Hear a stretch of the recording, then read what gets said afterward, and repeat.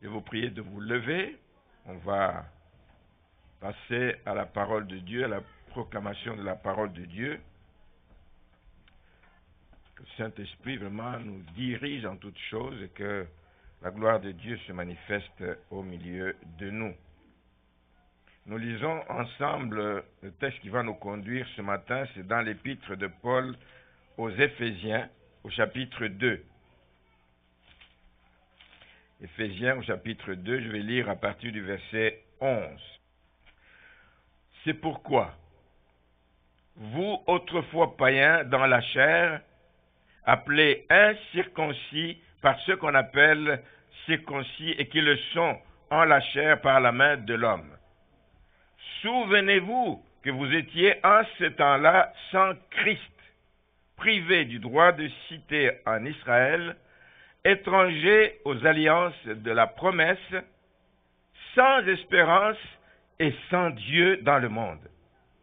Mais maintenant, quelque chose a changé. Mais maintenant, en Jésus-Christ, vous qui étiez jadis éloignés, vous avez été rapprochés par le sang de Christ.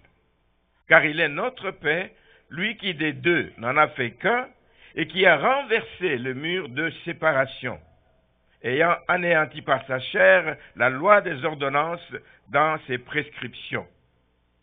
Il a voulu créer en lui-même, avec les deux, un seul homme nouveau, en établissant la paix, et les réconcilier avec Dieu, l'un et l'autre en un seul corps, par la croix, en détruisant par elle l'inimitié. Verset 17, il est venu annoncer la paix à vous qui étiez loin et la paix à ceux qui étaient près, car par lui, les uns et les autres, nous avons accès auprès du Père dans un même esprit. Je m'arrête là. Amen. Amen. Vous pouvez vous asseoir. Alors, j'ai tiré le titre de ce message, de ce passage.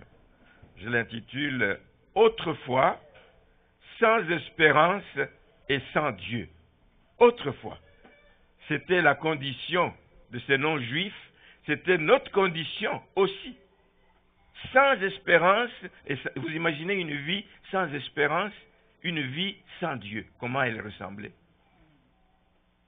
Mais maintenant, au verset 13, quelque chose a changé parce que Jésus-Christ est venu. Quelque chose a changé. Notre vie n'est plus la même.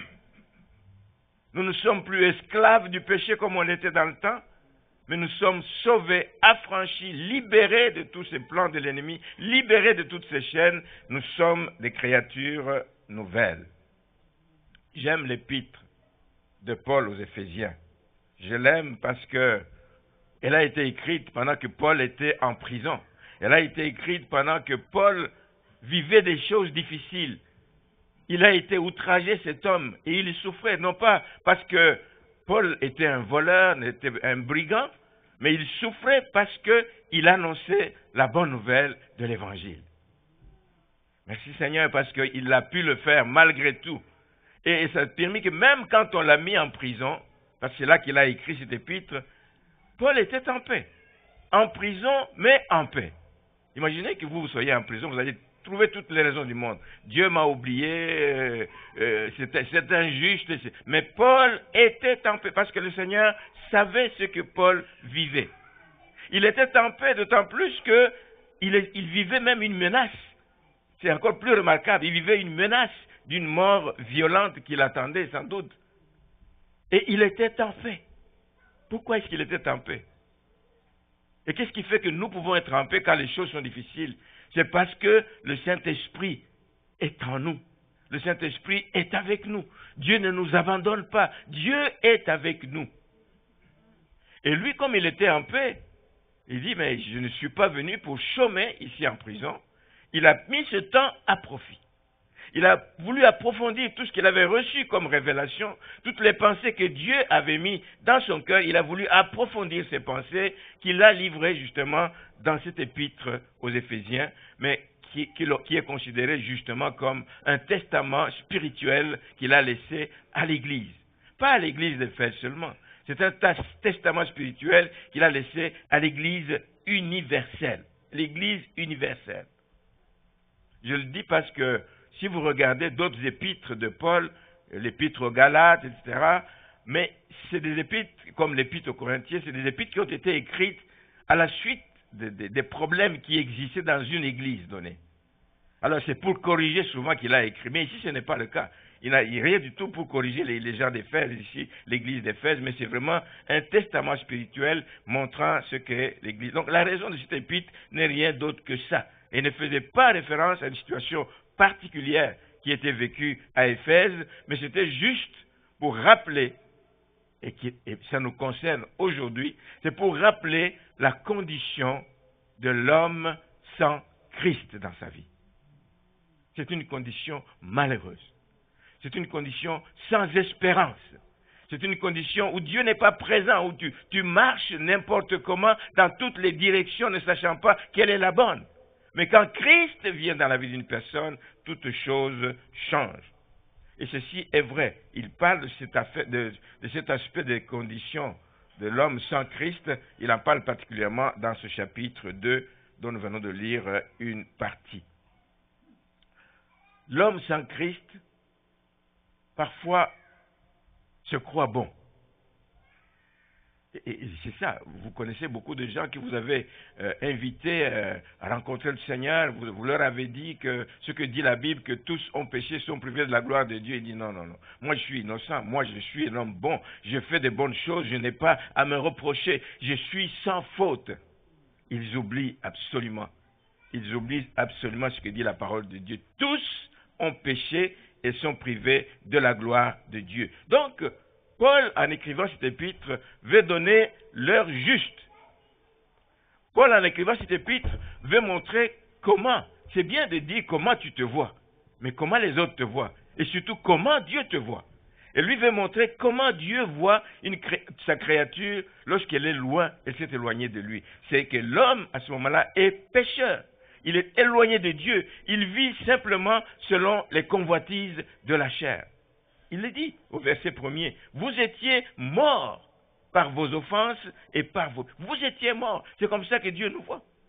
Avant qu'on ne connaisse Christ. Il donne l'heure juste. Il dit au verset 12 que nous avons lu que l'homme sans Christ est un homme sans espérance. Il vit au jour le jour, mais il ne sait pas de quoi sera fait le lendemain. L'homme est sans espérance parce que le péché habite en lui dès la naissance. Dès la naissance. Donc, il n'y a personne qui échappe. Dès la naissance. On peut se demander comment le péché échappe et habite dans nous. Mais c'est parce que nous recevons des gènes de nos parents et tout le reste. Tout est parti de nos premiers parents. Le péché habite en l'homme dès sa naissance. Il n'y a personne qui échappe. Donc, nous venons dans ce monde avec une nature pécheresse. Nous l'avons dit. Tous sont péchés, sont privés de la gloire de Dieu. Dans Romains 6, il est dit aussi, car le salaire du péché, c'est la mort. Rien d'autre, c'est la mort. Il n'y a pas d'espérance, c'est la mort. Alors, avant l'intervention de Dieu dans la vie d'une personne, évidemment, avant que Dieu n'entre dans notre vie pour nous sauver, aux yeux de Dieu, nous sommes comment? Nous sommes morts spirituellement. Nous sommes morts. On ne peut pas se tromper. C'est une vérité que les gens n'acceptent pas dans le monde, mais c'est une vérité car elle vient de Dieu. Nous sommes morts spirituellement tant qu'on ne connaît pas le Seigneur. Mais il y a une autre vérité dans ce passage, c'est que lorsque le péché est entré dans le monde, oui, il a brisé notre relation avec Dieu. Il y a eu rupture. Il y a cassure, évidemment. Il n'y a plus de communion avec Dieu, il y a eu rupture. Mais ça ne s'est pas arrêté à cette rupture avec Dieu. Le péché est venu briser l'harmonie. L'harmonie dans un couple, l'harmonie qu'il doit y avoir avec les autres personnes vivantes. C'est pour ça qu'aujourd'hui, il y a des ennemis, des gens qui ne peuvent pas se regarder. Dans une même famille, ils ne peuvent pas se parler. C'est comme chien et chat. Monsieur et madame, tous les problèmes, à cause justement de ce péché qui est entré dans le monde. Donc ça a brisé l'harmonie qui doit exister entre les humains. Il y a une expression latine qui dit homo homini lupus est. Donc l'homme est un loup pour l'homme, pour son semblable. L'homme est un loup pour son semblable. Il est ennemi de son semblable. Ça ne devrait pas être. Mais c'est ce qui fait, ce qui arrive à cause du péché. Et laissez-moi vous dire que vous pouvez ne pas le croire, mais le diable, lui, le sait. Il connaît cette vérité. Il n'ignore pas cette vérité. Il sait comment nous sommes en antagonisme entre nous. Il le sait. Et lui, il va toujours exploiter cette faiblesse. Il va toujours exploiter cette faiblesse. Il sait comment exploiter. Il sait comment aller tirer les ficelles pour créer la zizanie, pour créer des divisions. Même au sein d'une église. C'est ces choses, c'est l'ennemi qui travaille. Parce qu'il connaît notre faiblesse. Il connaît notre faiblesse. Donc, il va créer des inimitiés. Il va créer de la jalousie. Il va créer des divisions. Et à un niveau beaucoup plus grand, il crée des guerres entre les peuples. C'est l'ennemi qui est à la base de ces choses. Et il y a une situation qui est arrivée il y a longtemps, c'est en Amérique latine, c'est dans le pays, le Chili et l'Argentine, qui sont des pays voisins en Argentine. Mais c'est des pays qui sont tout le temps en guerre, qui ont tout le temps des tensions frontalières entre eux, et chaque fois qu'après une tension, on finit toujours par s'asseoir sur une table pour négocier, et ils arrivent toujours à signer un traité de paix. Ils signent toujours un traité de paix, mais ce traité n'aboutit jamais à un règlement définitif des problèmes. Une fois que celui-ci est réglé, un autre va naître. Ou bien on va revenir sur le premier problème qui est arrivé, etc. Alors en 1881, ils ont signé un traité entre le Chili et l'Argentine qui a été revu, parce qu'il y a des gens qui n'étaient pas satisfaits. Il a été revu quelques années après, en 1893. Et puis, pour célébrer tout ça, on dit, enfin, nous sommes arrivés à un traité qui nous convient aux deux parties. En 1904, ils ont dit, pour célébrer ça, pour marquer ce moment, ils vont ériger un monument qui est connu, qui est célèbre, qu'on appelle Christ, Rédempteur des Andes. Si vous allez sur Internet, partout, vous allez voir le Christ, c'est une grosse statue de Jésus, etc. Mais c'est bien, pour marquer cette cohésion entre ces deux peuples, on croirait que le problème est réglé. Alors, le Christ Rédempteur des Andes n'est qu'une statue. Une statue qui portait une croix d'une main, et puis de l'autre côté, elle tend la main comme ça, comme quelqu'un qui va bénir. Ça dépend des cas. Ça peut être comme quelqu'un qui va bénir ou quelqu'un qui va punir aussi. Et ça a créé un problème entre les deux peuples. Regardez, quand je dis que l'ennemi sait tirer les ficelles, où il est allé chercher un problème, c'est que simplement, à un moment donné, des gens du Chili ont vu que lorsqu'on a implanté cette statue, elle était orientée de façon que la face allait vers l'Argentine et la statue donnait dos au Chili.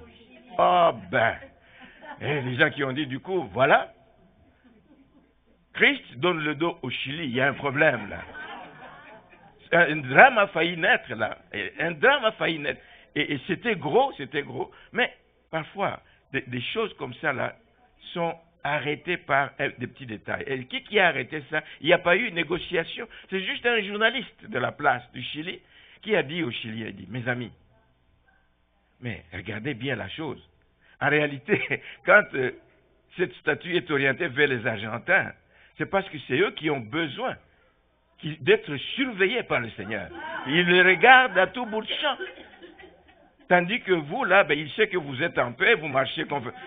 Ça a calmé la situation et l'histoire s'est arrêtée là.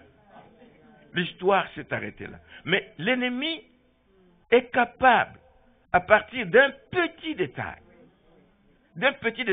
grossir l'affaire, en faire tout un drame qui peut détruire une famille, qui peut détruire un pays, qui peut détruire l'amitié de longue date entre les ennemis. Voici ce que l'ennemi de nos âmes est capable de faire. Un tireur de ficelles. Un tireur de ficelles. C'est vrai que c'est pas bon que quelqu'un vous tourne le dos. L'expression en français, ça veut dire beaucoup. Si on vous tourne le dos, ça veut dire que on vous méprise, ou on ne veut plus de vous, on vous a abandonné, ou on ne vous considère pas, des tas de raisons. Alors les gens avaient peut-être raison, il a la montré, il s'est dit voilà, il ne vous considère pas, tout le temps, toute l'année, la face est tournée vers. Mais il dit, c'est parce qu'il tient à les garder à l'œil. Alors, le journaliste a débloqué l'affaire, ça a calmé les esprits, merci Seigneur. Et vous savez qu'aujourd'hui, beaucoup de familles sont divisées pour des petits détails, pour des futilités. Nous avons tous des cas comme ça dans nos familles. Qui n'a pas eu des pépins avec son frère parce que tu as dit quelque chose sans arrière-pensée, tu as dit quelque chose parce que tu ne voulais pas de mal à l'autre, mais il a grossi l'affaire, il ne veut plus te parler, il ne veut plus te voir, etc. Il y a des drames comme ça. Alors cette vérité-là qui s'est passée à l'époque en Argentine reflète une vérité vraiment profonde au sujet de la paix. C'est que les traités de paix ne procurent jamais qu'une paix éphémère. Ah oui, regardez simplement ce qui se passe dans le monde. Vous entendez tout le temps, on a signé la paix entre Israël et tel pays, on a signé la paix entre tel pays et tel pays. Quelque temps après, il y a une raison où ils viennent tout casser. Donc, les traités de paix du monde ne sont qu'éphémères. Même les résolutions de l'ONU, les accords internationaux sont bafoués au su et au vu de tout le monde, et la paix n'existe toujours pas sur cette terre. Mais la véritable paix, bien-aimés, la paix durable ne peut être expérimentée qu'en se tournant vers Jésus-Christ. Jésus-Christ, quand il a été annoncé par le prophète Ésaïe, dans Ésaïe chapitre 9, le verset 5, il y a tout un tas de noms qu'on le donne, dont le prince de la paix. Le prince de la paix. Tandis que l'ennemi, lui, c'est le prince du monde, c'est le destructeur. Lui, il est le prince de la paix.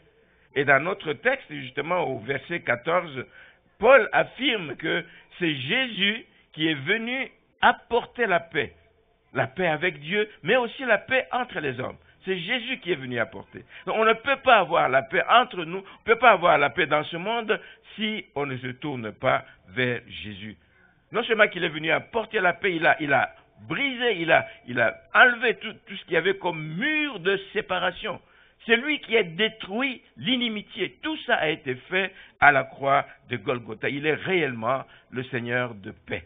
Si vous avez besoin de paix, c'est à lui qu'il faut vous tourner. Amen. Je pense qu'on a chanté un chant comme ça. Quand j'ai besoin de paix, c'est à lui qu'il faut que je me tourne. Quand les choses vous troublent, vous ne savez plus comment faire, vous ne savez plus à qui vous adresser, tournez-vous vers le Seigneur de paix. C'est lui qui peut vous donner la paix.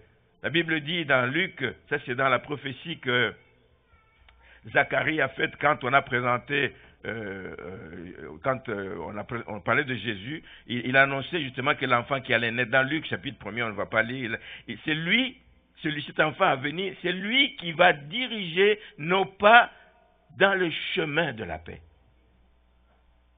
Il ne vient pas seulement nous donner la paix, mais il dirige nos pas dans le chemin de la paix.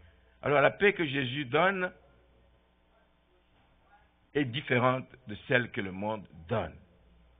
Elle est vraiment différente. La paix de Jésus est le fruit, c'est le résultat de son sacrifice à la croix. C'est comme qui dirait, imaginez un peu la scène quand Jésus est cloué à la croix, c'est comme qui dirait que d'un côté, il tient la main de Dieu, Dieu le Père, et que de l'autre côté, c'est ce qui s'est passé à la croix pour qu'il y ait réconciliation. D'un côté, il tient la main du Père, de l'autre côté, il tient la main des pécheurs. Et il est au milieu comme le médiateur. Il est au milieu comme celui qui a réconcilié. Donc la paix nous vient, que nous avons et dont nous avons besoin, nous vient de la croix et nulle part ailleurs. Donc il tenait la main du Père d'un côté. Et c'est pour ça qu'on dit dans la parole de Dieu que nul, c'est Jésus qui a dit, nul ne peut aller au Père que par moi. Nul ne peut aller au Père. Et en parlant de médiation, dans 1 Timothée 2, le verset 5, il est dit, car il y a un seul Dieu, et aussi un seul médiateur. Un seul médiateur entre Dieu et les hommes, Jésus-Christ, homme qui s'est donné lui-même en rançon pour tous. Il a payé le prix pour que nous soyons en paix. Amen. Pour que nous puissions avoir de nouveau la communion avec Dieu. Amen. Par la croix, nous avons pu rétablir les choses qui avaient été rompues. Maintenant, il faut que je précise ici que cette médiation, on ne peut pas parler de médiation en oubliant le médiateur. Cette médiation n'a de sens. Cette médiation n'est possible que lorsque on a reconnu d'abord son état de pécheur. Sinon, il va y avoir médiation de quoi? Il y a eu rupture à cause du péché, donc il faut reconnaître son état de pécheur. Il faut s'en repentir. Il faut donner sa vie au Seigneur. Il faut croire en Jésus-Christ comme Seigneur et Sauveur. Alors là, cette médiation a un sens. Amen. Nous pouvons à ce moment-là passer librement par Jésus-Christ pour accéder au Père, n'importe où nous sommes, n'importe quand nous avons besoin. Et cela a quelques répercussions, quelques conséquences, quelques bonnes conséquences, je peux ainsi dire, quelques exigences dans la vie de ceux qui donnent leur vie au Seigneur. La première chose qu'on peut retirer de cette médiation, c'est que personne n'est sauvé par ses œuvres. Personne. Nul n'est sauvé par ses œuvres. Paul le dit en écrivant aux Éphésiens, ou dans le texte que nous avons lu, mais au verset 8, il dit « Car c'est par la grâce que vous êtes sauvés par le moyen de la foi. Et cela ne vient pas de vous. C'est le don de Dieu. » Le don de Dieu. C'est un don que nous recevons gratuitement. Nous ne pouvons pas acheter cette grâce par nos œuvres. C'est un don de Dieu que nous recevons gratuitement. Et au verset 9, il dit, ce n'est point par les œuvres afin que personne ne se glorifie. Personne ne peut se glorifier, c'est vraiment le don gratuit. Donc c'est la grâce que nous recevons du Seigneur Jésus-Christ qui est la source du salut pour tous les hommes.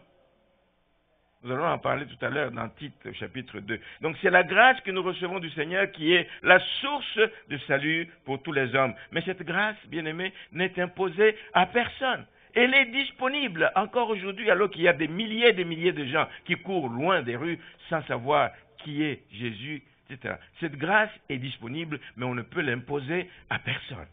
Tu ne peux pas dire à ton père, dis, mais regarde, tu vieillis, tu vas aller, où est-ce que tu vas aller avec, allez, reçois la grâce de Dieu. Non. Non, il faut l'accepter, il faut la désirer, amen.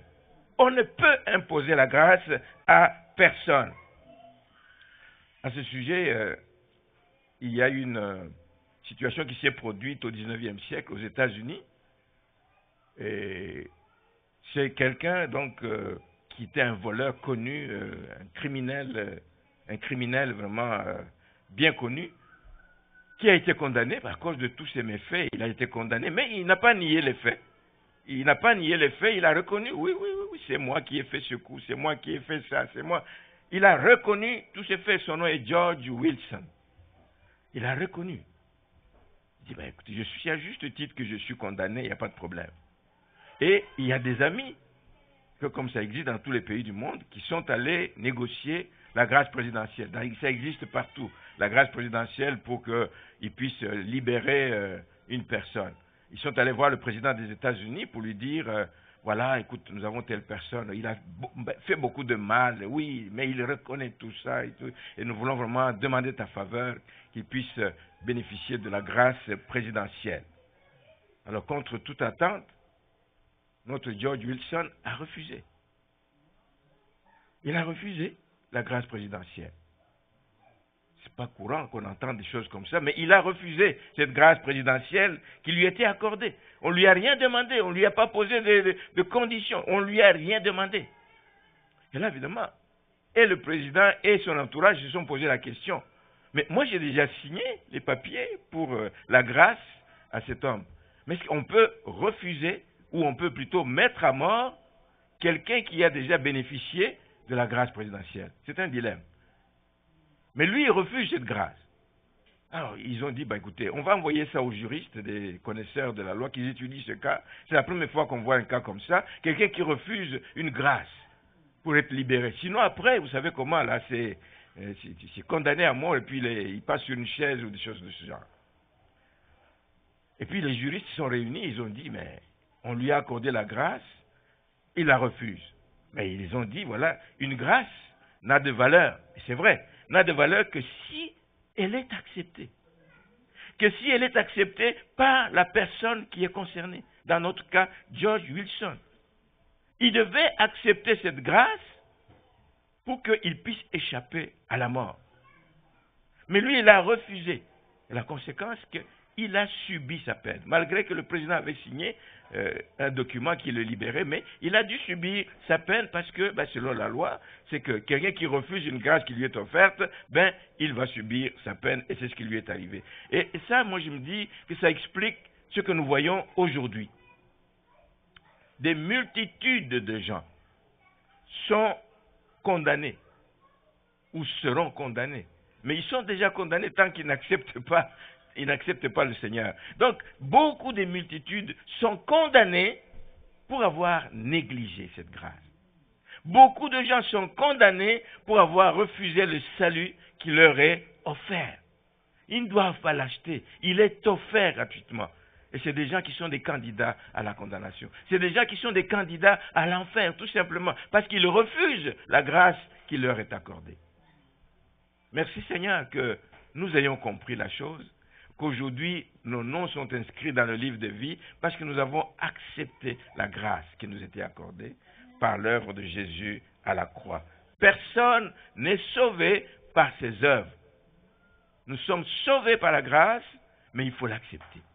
Il faut l'accepter. La deuxième chose, répercussion que je pense de cette médiation que Jésus a faite, c'est que cette grâce, quand elle entre dans la vie d'une personne, elle ne vient pas juste comme un trophée là qu'on colle sur le mur. J'ai eu la grâce en telle année, telle date. Je suis sauvé. Non, la grâce nous enseigne quelque chose. La grâce nous enseigne. La grâce doit nous amener, si nous comprenons. Elle doit nous amener à vivre une vie agréable à Dieu. Elle doit nous amener à vivre une vie qui plaît à Dieu. Ça, c'est la logique elle-même. La Bible le dit dans le livre de Tite, je l'ai dit tout à l'heure, Tite 2, le verset 11. « Car la grâce de Dieu, source de salut pour tous les hommes, a été manifestée. » Et elle nous enseigne, au verset 12. Elle nous enseigne quoi? Elle nous enseigne, 1, à renoncer à l'impiété. Tu ne peux pas avoir reçu la grâce de Dieu et continuer à mener ton ancienne vie. C'est anormal.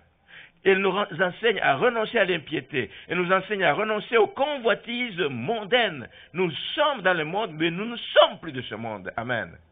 À renoncer aux convoitises mondaines et nous enseigne à vivre dans le siècle présent, qui est plein de corruption, qui est plein de magouilles, qui est plein de méchanceté. Mais elle nous enseigne à vivre dans le siècle présent selon la sagesse, selon la justice et selon la piété. C'est ce que la grâce nous enseigne. Et cela en attendant la bienheureuse espérance et la manifestation de la gloire du grand Dieu et de notre Sauveur Jésus-Christ. Le verset 14, « Il s'est donné lui-même pour nous, afin de nous racheter de toute iniquité. » Toutes ces choses mauvaises, qui n'honorent pas Dieu, il nous a rachetés de toute iniquité et de se faire un peuple. C'est le but de Dieu, se faire un peuple qui lui appartient. Un peuple qui lui est propre, purifié par lui, et un peuple surtout zélé pour les bonnes œuvres. Vous et moi, nous sommes le peuple de Dieu. Amen. Pas convaincu? Ah, ça. Vous et moi, nous sommes le peuple de Dieu. Alors, puisque nous sommes le peuple de Dieu, il y a des choses qui ne doivent plus exister dans notre vie. Oui, accidentellement, des choses peuvent arriver, mais nous devons les combattre. L'impureté, des convoitises, la jalousie, la méchanceté, toutes les œuvres de la chair doivent nous quitter. C'est un combat certainement, mais nous ne sommes pas seuls dans ce combat, bien-aimés. Dieu veut avoir un peuple qui lui appartienne, un peuple qui lui est agréable, un peuple qui est zélé pour de bonnes œuvres. Pour de bonnes œuvres. La grâce est accordée, la grâce on ne l'achète pas. Et il y a un autre cas justement dont j'aimerais vous parler ce matin. Cette fois-ci, c'est la grâce qui a été accordée par la reine d'Angleterre, Élisabeth Ier, pas II. C'est déjà quelques années en arrière, je crois dans les années 1500-1600. La grâce a été accordée par Élisabeth II à quelqu'un qui avait participé à un attentat contre elle. C'est grave. Quelqu'un qui va tuer la reine, mais qui va recevoir la grâce. Oh, c'est spécial. C'est un peu comme nous. Nous ne méritions rien. Quand vous regardez votre ancienne vie, des désordres, etc., les uns pires que d'autres, mais tous pareils. Amen. Mais nous avons quand même été graciés par notre Dieu. Donc, cet homme avait participé à un attentat contre la reine, et parce qu'il y avait une sorte de guéguerre là entre la reine d'Angleterre et la reine d'Écosse, qui étaient des cousines, mais une guerre de religion. L'une, en Angleterre, défendait davantage le protestantisme, l'autre, c'était le catholicisme. Donc, il y a comme une guerre. Alors, il y a des gens qui prenaient parti pour tel ou tel autre, etc. Alors, il y a quelqu'un ici a fait un attentat contre la reine, justement, parce qu'elle voulait beaucoup défendre le protestantisme. Et elle a dit, bon, écoute, appelez-moi cette personne-là, puis je vais lui accorder la grâce. Il appelle la personne et dit, ben, je vais vous accorder la grâce, mais à quelques conditions. Ah, le monsieur regarde et dit, mais une grâce qui est accompagnée de conditions. Non, il dit, l'homme, quand il s'est présenté devant la reine, il dit, mais une grâce qui est accompagnée de conditions n'est plus une grâce. On l'appelle aujourd'hui quoi? Une libération conditionnelle. C'est une libération conditionnelle. Ce n'est plus une grâce. Il dit, non, mais moi, une grâce qui est accompagnée de conditions, j'en veux pas. J'en veux pas. Et la reine a été réveillée et dit, c'est vrai ça. Et puis elle a dit, ok, tu as la grâce immédiatement. Il a été gracié et il a oublié. Mais la grâce, j'ai dit tout à l'heure qu'elle nous enseigne quelque chose. On ne peut pas avoir reçu la grâce et rester comme on était. Le monsieur pouvait ressortir de là et pouvait dire, ok, je suis gracié, je veux continuer moi à m'opposer à la reine d'Angleterre. Non. Cet homme-là, quand il a été gracié, cet homme a changé du tout au tout. Du tout au tout. Cet homme est devenu, figurez-vous, le plus fidèle sujet de la reine d'Angleterre. Le plus fidèle sujet. Lui qui voulait la battre est devenu le plus fidèle sujet de la reine d'Angleterre. Il est devenu celui qui était entièrement dévoué à la cause de la reine d'Angleterre. Voici les effets de la grâce. Voici les effets de la grâce. Et je me dis pour nous aujourd'hui, si vous et moi, nous avons compris la valeur de la grâce que nous avons reçue, si nous avons compris, bien-aimés, on devrait vivre différemment parfois de ce que nous faisons. On devrait vivre, comme on l'a entendu, selon la sagesse, selon la justice, la piété, comme Dieu le veut. Une vie de piété. On devrait être plus encore un peuple zélé pour les bonnes œuvres. Mais ce n'est pas toujours le cas, vous le savez. Ce n'est pas toujours le cas. Examinez votre propre vie. J'examine la mienne, ce n'est pas toujours le cas. On n'est pas toujours zélé pour les bonnes œuvres. On n'est pas toujours en train de marcher selon la sagesse que nous donne la parole de Dieu. Ce n'est pas toujours le cas. Et ça, c'est un témoignage que j'ai entendu hier. Quelqu'un qui me l'a partagé, et un témoignage vrai, qui vous montre ce qui peut arriver aussi dans cette église ou dans les milieux que vous fréquentez. C'est qu'il y avait une chorale dans une église. Alors, un des membres de cette chorale, c'est une fille. Elle a été diagnostiquée d'un cancer du sein. Je ne sais pas à quel stade, peu importe, mais toujours est-il que la médecine a été obligée de faire l'ablation de son sein. Et il y a eu des complications, et donc c'est comme si le cancer s'était répandu un peu ailleurs, etc. Et il y a eu des complications. Bref, elle a fini par mourir. Elle a fini par mourir. Mais voici, et c'est là-dessus que je vais vous interpeller, je veux nous interpeller, l'attitude des membres de la chorale. Nous venons de lire que Dieu se veut un peuple qui lui appartienne, un peuple qui est purifié par lui, un peuple qui est zélé pour les bonnes œuvres. Quelle a été l'attitude des membres de cette chorale? C'est que pendant que cette sœur était malade, s'est passé 12 mois. 12 mois où elle était absente aux répétitions, où elle était absente à l'église aussi. 12 mois. 12 mois, personne dans la chorale n'a cherché des nouvelles de cette sœur. 12 mois, forcément personne ne l'a visitée parce que personne ne savait ce qui lui était arrivé. Leur rôle, c'est que le responsable, il arrivait à la chorale. Allez, il y avait une liste de présents. C'est absent. Toutes les feuilles absentes. Toutes les feuilles absentes. Mais personne ne se pose la question pour aller voir. C'est vrai, c'est ce qu'on vous dit ici. Ce que je vous dis, c'est une histoire vraie. 12 mois, absent. Au bout de 12 mois, on dit, non, écoute, trop c'est trop. réunion de la chorale, qu'est-ce qu'on fait avec une telle personne? Un, elle ne vient pas, répétez. Deux, elle ne donne pas sa cotisation. Tous les mois, il fallait donner comme 200 francs du pays en question. Mais pendant 12 mois, donc il a accumulé du retard. On dit, ok, résolution de l'Assemblée générale, qui est d'accord qu'on révoque, on l'expulse de la chorale? Toutes les mains à l'unanimité. On a levé la main. On dit, oui, on va l'expulser, on va l'exclure de la chorale, parce que non seulement qu'elle ne vient pas, mais en plus, elle ne paie même pas sa cotisation. On a préparé une lettre d'exclusion incroyable. Et ils ont envoyé une délégation pour aller la voir, parce qu'ils savaient où elle habitait. Il est allé chez sa mère. Ils arrivent chez la mère, la mère les voit, elle les accueille avec joie. Oh, je suis content de vous voir, je suis content de vous voir, oh là là, je suis vraiment content. Et ma fille est malade depuis longtemps, mais elle n'a pas eu de visite. Elle leur annonce ça, elle dit, elle n'a pas eu de visite, elle a été hospitalisée pendant 12 mois, elle est encore hospitalisée, mais elle n'a pas eu une seule visite. Et vous avez bien fait de venir parce que justement, quand je suis allé la voir dernièrement, sûrement que là, elle apprenait qu'il ne lui reste plus que quelques jours, elle a voulu se mettre en ordre en tout, elle a fait une enveloppe, elle a dit à sa mère, prends 200 francs, et les 12 mois, 2400, tu vas aller à l'église, tu vas aller donner ça de ma part à l'église parce que je ne veux pas partir avec des dettes.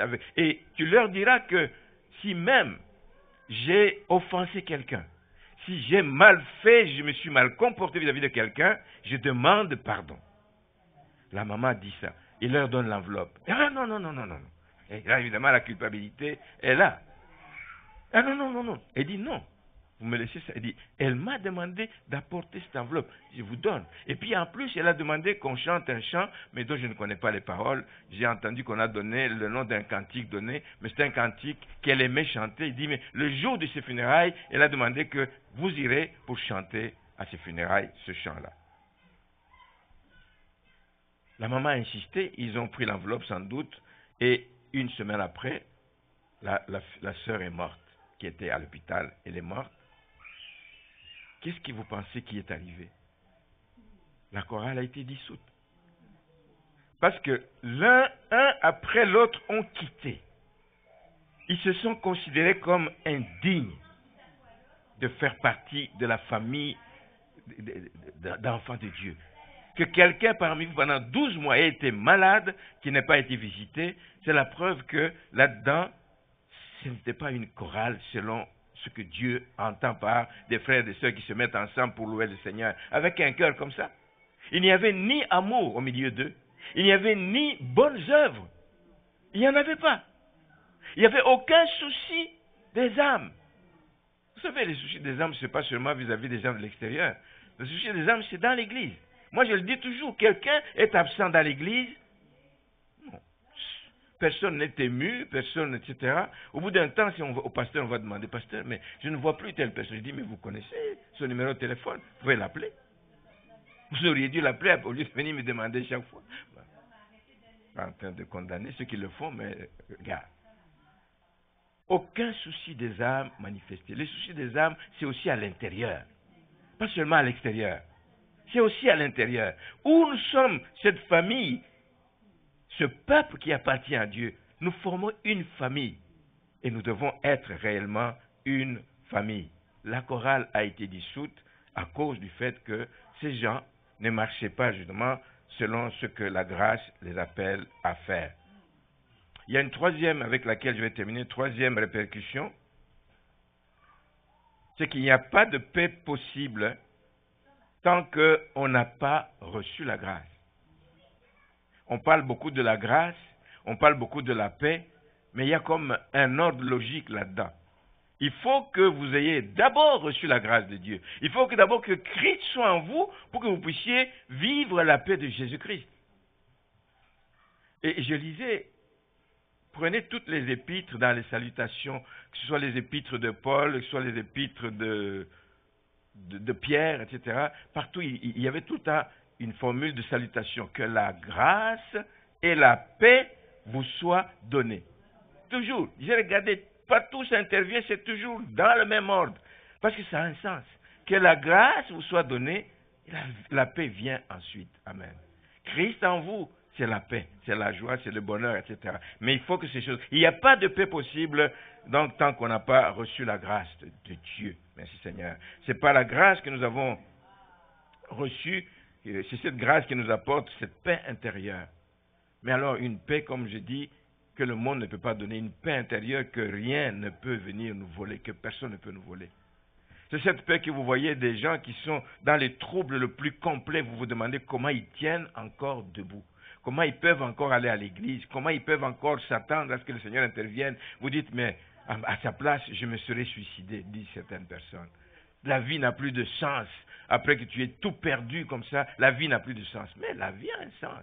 Parce que Dieu n'a pas fini d'agir dans votre vie. Amen. Dieu n'a pas fini. Dieu, ne limitez pas Dieu. Il l'a dit en début de culte. Ne limitez pas Dieu. Ce n'est pas parce que vous avez tout perdu, ce n'est pas parce que tout s'est écroulé à un moment donné de votre vie que vous dites, ça ne vaut plus la peine. Il faut continuer à croire, avoir cette paix intérieure. Amen. Et Jésus l'a dit à plusieurs reprises. Cette paix, rien ne peut nous l'enlever. Même si on nous annonce que vous allez mourir dans les 3 mois. Nous avons entendu tout à l'heure pour Gisèle. On lui a annoncé. Après qu'on ait fait les radios, etc., on dit non, le cancer est tellement avancé, il dit, mais vous en avez pour 3 à 6 mois. Elle a juste dit, il dit, je suis prête. Si je dois partir, n'importe quand je dois partir, je suis prête. Donc, des mauvaises nouvelles, de quelque nature que ce soit, peuvent venir. Je vais garder la paix parce que c'est la paix que Jésus me donne. C'est cette paix qui va me tenir encore dans la foi, de continuer à m'attendre à lui, de continuer à croire qu'il n'a pas fini d'agir, qu'il n'a pas dit son dernier mot. Donc, les mauvaises nouvelles, même une annonce de la mort, même les épreuves de toutes sortes, rien ne peut nous voler cette paix. Nous avons à ce moment-là une telle assurance de l'amour de Dieu pour nous, que rien ne peut nous séparer de l'amour de Dieu. Rien, absolument rien. Jésus a dit, je vous laisse ma paix, de la paix, je vous donne ma paix, pas comme le monde la donne. Et par conséquent, il ajoute que votre cœur ne se trouble point et ne s'alarme point. Bien-aimés, je vais vous dire en terminant que tant qu'on n'a pas expérimenté la paix de Dieu, la paix du Seigneur, tant qu'on ne l'a pas expérimenté, vous ne pouvez pas croire qu'elle existe. Mais il y a des gens qui sont passés dans le fond du trou, où il n'y a pas d'espoir de s'en sortir. Ils sont descendus très bas, très bas. Il y a des gens qui... Mais tant que vous n'avez pas expérimenté cette paix, vous ne pouvez pas y croire. Vous dites, ah non, non, non, tu nous racontes des choses. Je dis, oui, c'est ça que j'ai vécu. J'étais au plus bas.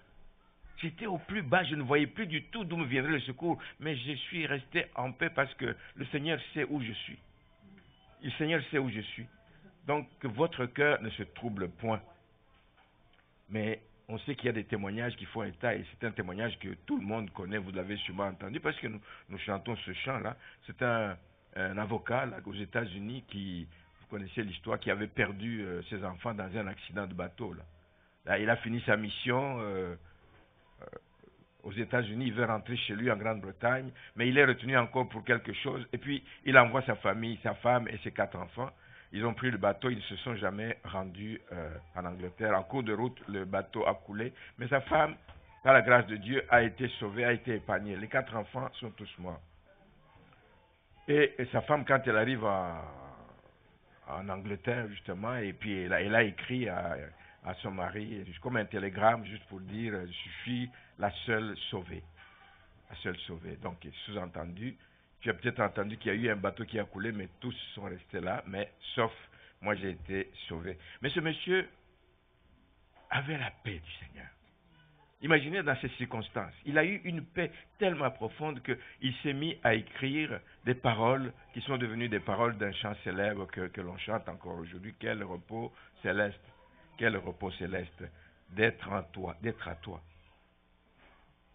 À toi pour la mort et la vie. Dans les jours mauvais, cette paix me permet de chanter avec foi que tout est bien. Ma paix est infinie. Après avoir perdu 4 enfants et sa femme a failli y passer, tu peux chanter encore que tout est bien. Ma paix est infinie. Parce que c'était la paix de Christ. Ce n'est pas une histoire fabriquée. Ce n'est pas qu'il est allé s'enfermer dans le moine des bouddhistes pour chercher la paix. C'est la paix venant du Seigneur Jésus-Christ, amen, qu'il a gardé cet homme et qui a pu écrire un chant dont les paroles réconfortent et apportent la paix à beaucoup de personnes qui vivent des drames comme le sien. Alors, seule la paix de Dieu peut garder nos cœurs. Seule la paix de Dieu peut garder nos pensées stables en Jésus-Christ, nous dit Philippiens 4:7. Alors, le message, c'est autrefois, nous étions sans espérance et sans Dieu. Nous étions sans espérance. C'est le cas dans notre ancienne vie de païen. On marchait en ennemi de Dieu. On marchait comme vaille que vaille, sans loi, sans rien du tout qui nous dirige. Mais en son temps, la grâce de Dieu a été manifestée par la venue de Jésus-Christ. Et parce que cette grâce est venue, désormais, les choses ont changé. Maintenant, les choses sont différentes. Maintenant, je marche comme un ami de Dieu. Maintenant, je marche et je me comporte comme un membre de la famille de Dieu. J'appartiens à une nouvelle famille qui a été rachetée par le sang de Jésus. Je marche comme un membre de la famille de Dieu où il n'y a plus de mur de séparation. Seigneur, et la vie de ces membres de famille doit avoir des caractéristiques qui nous distinguent des gens du monde. C'est que nous avons une vision claire de la vie chrétienne. Nous avons une vision de la vie chrétienne qui nous donne de l'espérance. Nous ne vivons pas, la crise est annoncée ici, les guerres sont annoncées là-bas, mais nous savons que peu importe ce qui vient, nous avons une vision, nous savons où nous allons. Nous savons qu'il y a une place qui a été préparée pour nous. Nous savons que Jésus viendra nous chercher. Nous le savons et ça nous garde fort dans notre marche chrétienne. Cette vie est caractérisée aussi par des efforts. La vie chrétienne, je le répète toujours, que c'est une vie d'efforts. On n'est jamais arrivé, on n'a jamais assez servi. J'ai servi pendant 40 ans, c'est assez. Tu continues à servir différemment, mais tu continues à servir Dieu pareil. Une vie d'effort pour plaire à Dieu dans les moindres détails de notre vie, sans nous lasser, sans nous fatiguer de faire du bien. Continuons à faire du bien. Continuons à faire du bien. Et la troisième chose qui doit caractériser notre vie, c'est cette ferme assurance que Dieu est avec nous. Jésus l'a dit lui-même quand il quittait ses disciples, « Je suis avec vous tous les jours jusqu'à la fin du temps. » Alors, cette assurance-là, quand je sais que Jésus est en moi, est avec moi, je marche tête haute. Amen. Vous m'avez déjà vu baisser la tête? Non, hein? Non. Je marche tête haute, bien-aimé. Parce que j'ai cette assurance que la paix de Dieu viendra, quelles que soient les circonstances. Elle viendra en tout temps et de toute manière, comme dit Paul aux Thessaloniciens. Alors, souvenez-vous donc, comme le dit le verset 12,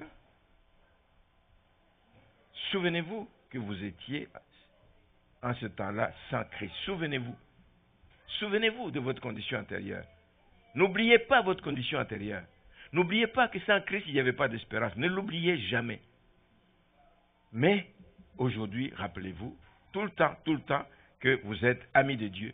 Vous êtes des élus de Dieu. Vous êtes un peuple choisi. Vous êtes des témoins de Christ. Des témoins sur qui il compte aujourd'hui au milieu d'un monde complètement corrompu. Je termine avec une question. Est-ce que vous le réalisez réellement? Est-ce que vous réalisez la différence de vie entre celui qui ne connaît pas le Seigneur et celui qui connaît le Seigneur? Est-ce que vous réalisez, est-ce que vous comprenez la différence de vie qu'il doit y avoir entre celui qui ne connaît pas le Seigneur et celui qui connaît? Est-ce que vous le réalisez? Mais est-ce que vous croyez que c'est possible? Amen. Alors si vous croyez que c'est possible, nous allons acclamer le Seigneur pour l'œuvre qu'il a accomplie pour nous. Amen. Merci Seigneur. Merci Seigneur pour la croix de Golgotha. Merci pour le prix qui a été payé. Merci pour ta fidélité envers ceux qui te craignent, envers ceux qui ont répondu à ton appel. Merci de nous avoir choisis. Merci Seigneur de nous avoir élus, Seigneur. Nous sommes les élus de Dieu. Nous sommes le peuple de Dieu. Nous faisons partie de la famille des rachetés de Dieu. Alléluia. Gloire à toi Seigneur. Gloire à toi Seigneur. Alléluia. Gloire à toi. Merci pour ce miracle qui a été accompli, qui a complètement changé notre vie. Au nom puissant de Jésus-Christ. Au nom puissant de Jésus-Christ. Amen. Amen. Soyez bénis. Soyez bénis.